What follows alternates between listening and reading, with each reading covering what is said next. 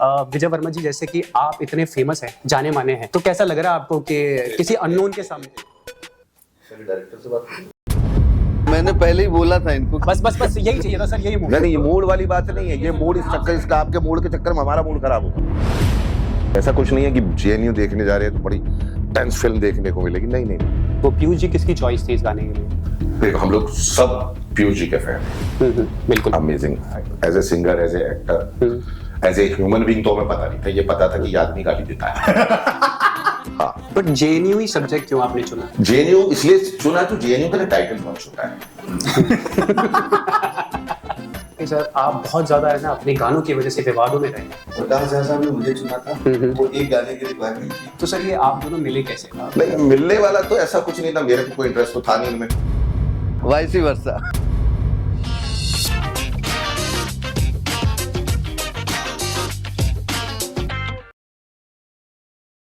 हाय दोस्तों, स्वागत है आपका नए एपिसोड में उत्तर के पुत्र। और जो अब बन चुका है यूकेपी सिनेमा। आज हमारे सामने है विजय वर्मा जी, एक जाने माने कंपोजर, म्यूजिक कंपोजर और जाने माने राइटर डायरेक्टर विनय शर्मा, और साथ में इंटरनेट सेंसेशन पोएट और को राइटर दानिश राणा जी। सबसे पहले मैं आपसे बात करना चाहूंगा कि सर विजय वर्मा जी, जैसे कि आप इतने फेमस हैं, जाने माने हैं, तो कैसा लग रहा है आपको कि किसी अननोन के सामने? एक मिनट, पहले डायरेक्टर से बात करें।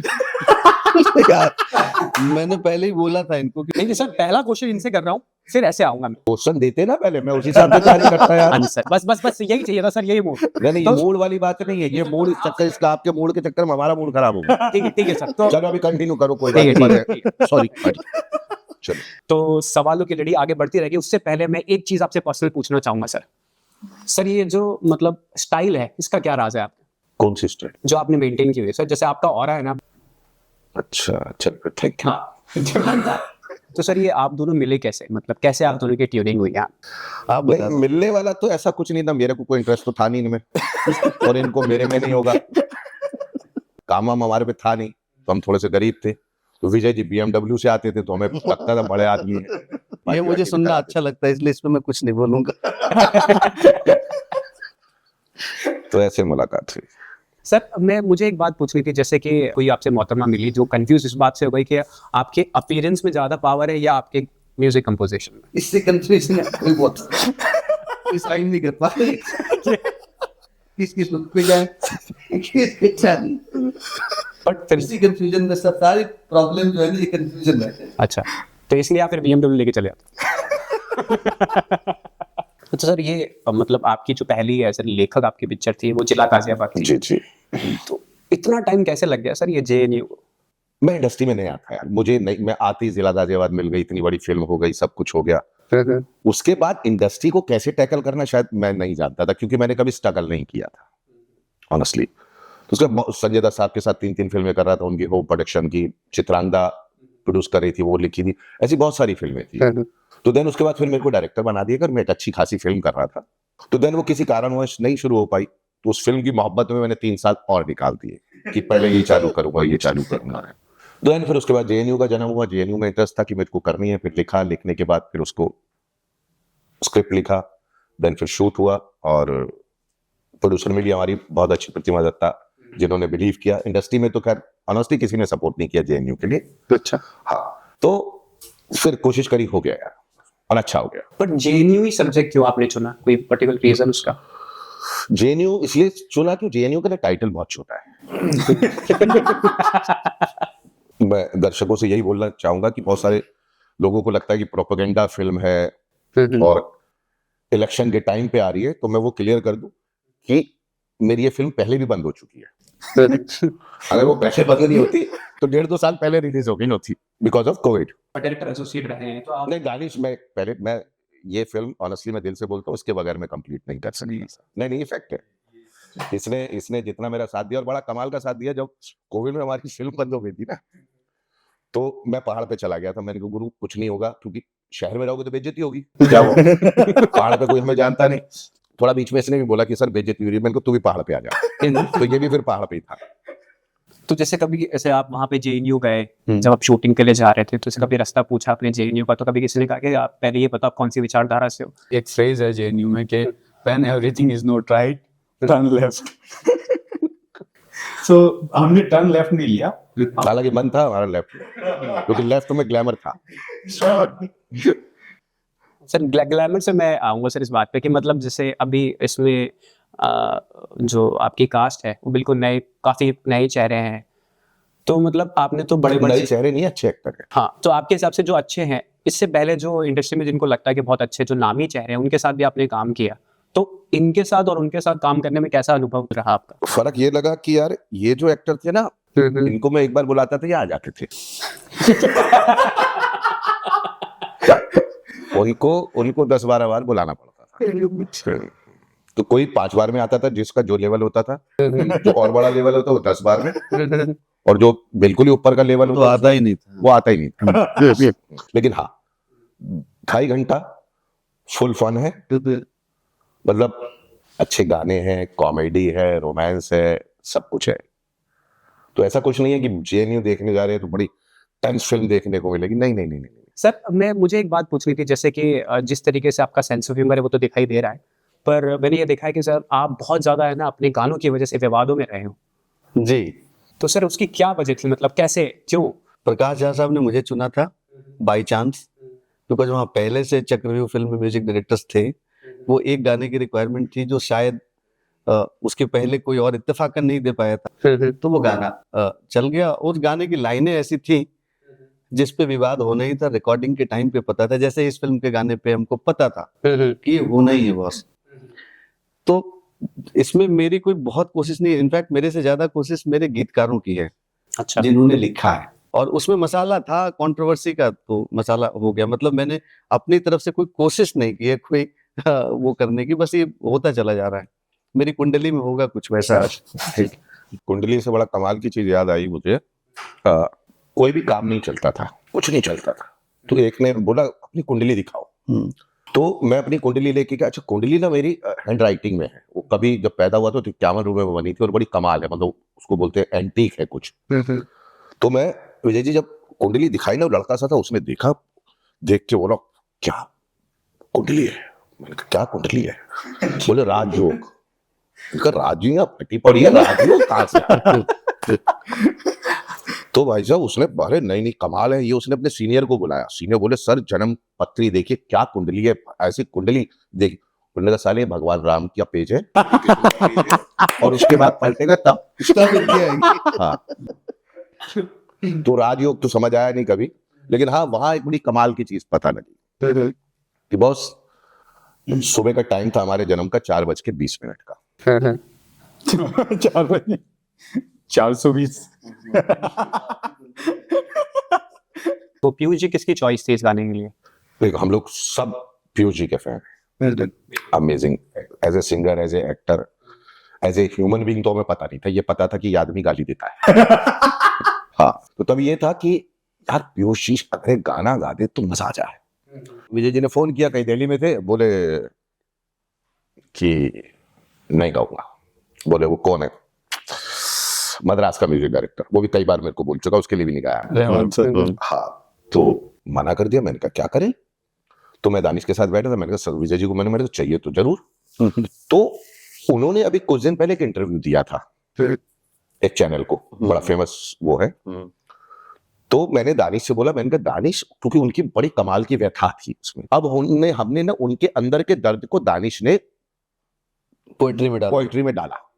अब पोएट्री में डाला, फिर मैंने बॉस को दिया, विजय जी को, इन्होंने कंपोज किया और भेज दिया। तो जैसा मैंने सुना है कि वहां से एक उन्होंने खूबसूरत सी गाली दी और बोले लिखा किसने? बोले बोलो मैं गाऊंगा। ठीक है, वेरी गुड। अच्छा, पहले एक्टिंग के लिए मना किया, नहीं करूंगा। हाँ, तो हम लोग सुनाते रहे गाड़ी में बैठे, डायलॉग दे घर पहुंचे, पता नहीं क्या हुआ मूड में, तो शायद गुटके का असर था।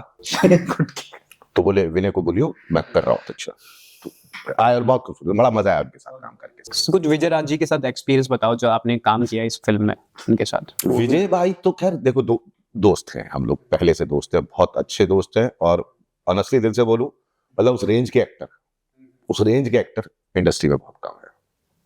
इवन रवि भाई के साथ भी किया, रवि किशन, उन दोनों ने जो फिल्म में किया है ना, बहुत अलग है।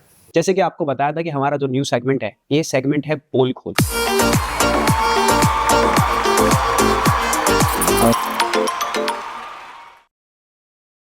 किसी ने ऐसा कहा है कि गाना अच्छा है पर धुन बदल दो। अरे बाप रे। प्रकाश झा साहब के साथ जब मैं काम कर रहा था चक्रव्यूह में, तो मेरी पहली मुलाकात थी उनसे। जानता तो था मैं भी कुछ हो, तो वहां पे भी ये हुआ था, ऐसे शुरुआत हुई थी। वहां धुन नहीं बदला गया था, वहां पे मुझे लिरिक्स दिया गया था। लिरिक्स पहले से लिखवाए गए थे और 2 लिरिक्स दी गई थी कि आप इसको कंपोज करें। फिर मुझसे पूछा गया कैसा लगा आपको, मैंने बोला अच्छा है। तो जब सिचुएशन बताई गई तो मुझे लगा कि ये दोनों शायद जो कहा गया है उस हिसाब से नहीं है। फिर मैंने तुराज को बुलाया था जो बंसाली जी के लिए लिखते हैं। तुराज आए और फिर हम लोगों ने मिलके एक ही गाने की 2 ट्यून बनाई थी। नॉर्मली ऐसा बहुत कम करता हूँ मैं, लेकिन वो बड़ी फिल्म थी और मैं कोई चांस नहीं लेना चाहता था। प्रकाश झा साहब के साथ काम करने का मौका नहीं छोड़ना चाहता था। तो वो घबराहट में मैंने एक ट्यून तो बनाई थी, एक दूसरी ट्यून भी बनाई थी। उनके ऑफिस में सेम डे हम लोग 11 बजे मिले थे, 3 बजे गाना फाइनल हो गया था, वहीं बैठ के गाना बन गया था। और फिर लेकिन जो पहला ड्राफ्ट था वही फाइनल हुआ। जो गाना जिसको लेके बहुत कंट्रोवर्सी हुई और वो सारे वारंट निकले थे सब लोगों के, जितने लोग उस गाने में शामिल थे। वैसे ही हमारे साथ बहुत आम बात है, कुछ लोग कंस्ट्रक्टिव ओपिनियन देने के लिए टोकते हैं। माफी के साथ कहना चाहता हूँ, कुछ लोग सिर्फ इसलिए टोकते हैं क्योंकि उनको टोकना है। तो ये एक होता है, बट ये हमारे काम का हिस्सा है।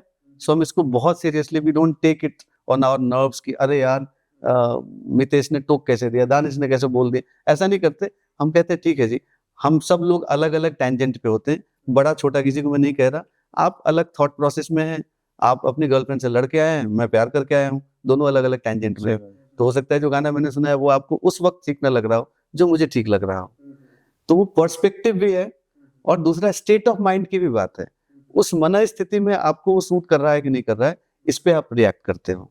ऐसा होता है नॉर्मली। तो आपने इतनी अच्छी तरीके से बताया ना, जो टेंटेड वर्ड यूज करके बिल्कुल एक दिल से, ये एक पहचान होती है। तब आदमी को पता लगता है कि बीएमडब्ल्यू कैसे आती है। एक पर्सनल क्वेश्चन था दानिश भाई को, जस्ट मैंने सुना ये उर्वशी रौटाला जी भी बस में है ना? तो कुछ ऐसा हुआ कि आपको कभी मतलब उनके साथ काम करते करते आपने कहा चलो यार इनको देख के कविता मुंह से निकल गई? एक्चुअली जब हम सेट पे होते हैं ना तो माहौल अच्छा होता है। अच्छा। मतलब आप यकीन मानेंगे, अभी मैंने कविताएं लिखनी बंद कर दी थी। वो वाला क्रिएटिव ब्लॉक आ गया था कि कविताएं नहीं होनी चाहिए, किसी को देखने के बाद कविता ही नहीं हो रही। किसी को देखने के अच्छा। बाद। बिकॉज वहां पे ना एक 2 चीज होती है, गद्य और पद्य। यानी कि कविता और दूसरा होता है अपना कहानियां, ये सब चीजें। कविताएं लिखता हूँ तो मेरी कविताओं में अक्सर ना प्यार मोहब्बत ज्यादा, और मैं साफ कह देता हूँ कि भाई मुझसे इश्क ही लिखा जाता है। बट जब मैं इधर प्रोज पे आता हूँ, जब गद्य पे आता हूँ, तो वहां पे ना मामला थोड़ा उल्टा है। तो वैसा वाला सीन, तो उस टाइम पे कोई कविता वविता कुछ नहीं। अच्छा, तो नेक्स्ट पर्ची आपसे एक बार चलो। फर्स्ट उठा लेता हूँ।